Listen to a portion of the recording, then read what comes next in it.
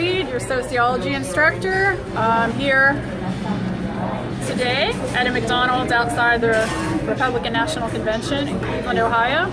I'm putting on my sociological glasses to be able to look through the sociological perspective today, and I would like to introduce you to somebody that I've met here who is using a concept from sociology for public work. Hello there. Can you tell us a little bit about who you are and how you're using sociology in your work, please? My name is Arnade. I'm a photographer, journalist. I'm writing a series studying poverty and addiction across America, and primarily what I see is what the concept of anomie, or the sense of meaninglessness or lack of integration of people in a community. Where I see addiction, I see anomie. That is, people not really feeling, individuals who don't feel a part of a larger group, who don't feel the larger group works for them, who don't have a lot of networks, end up falling into an addiction. Okay. So, is your background in sociology at all? Not at all. Okay. What is your background, please? Physics. Okay. All right.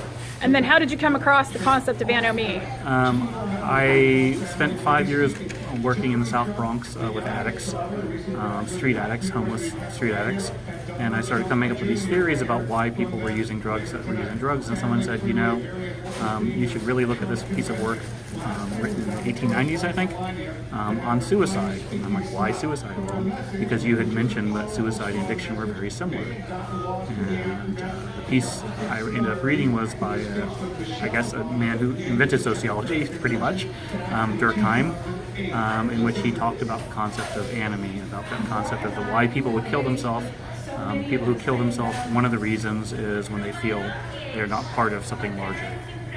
Okay. Well, something we haven't discussed, but I'd like to bring up, that I bring up to my classes, is that period of time where Durkheim wrote that piece on anomie was a time that might be much like a time in our society right now where there was a huge shift in the world. So, really?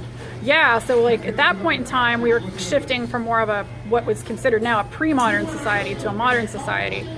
And so some people would say that we have a shift happening again to, postmodern, but postmodern meaning just after modern, not meaning like the artist concept of postmodern, but postmodern just meaning after modern. We're not quite sure what that's going to look like yet, but there's definitely some huge shifts that are happening in our society, like with the pre-industrial, when it was more of the agrarian societies, and then we moved into cities and so forth, and economies where people were going to the factories. That was a big shift before, but now we're moving somewhere different. Right, and it's interesting that you mentioned that because one of the things I'm doing next is looking at the role of religion, and when I read Suicide by Durkheim, that led me to his last book, I believe, which was on religion. Yeah. And in it, him and others spoke about how the changes that were happening, what you talked about, was accompanied by a move towards religion,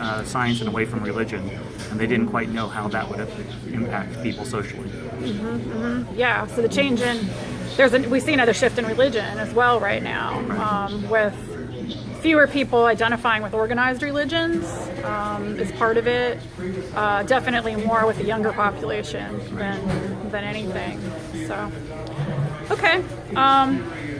So is there anything else you would like to add?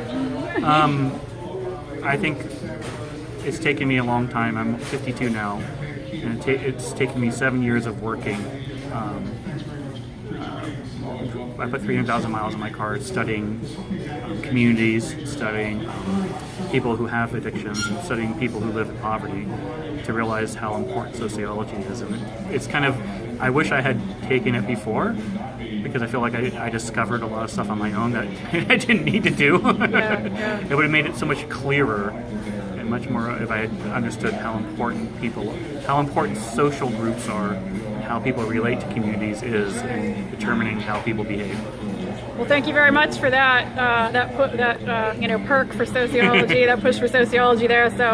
So students, you're very lucky to be taking this now. So take that from Chris. Thank you very much, Chris. I appreciate your time.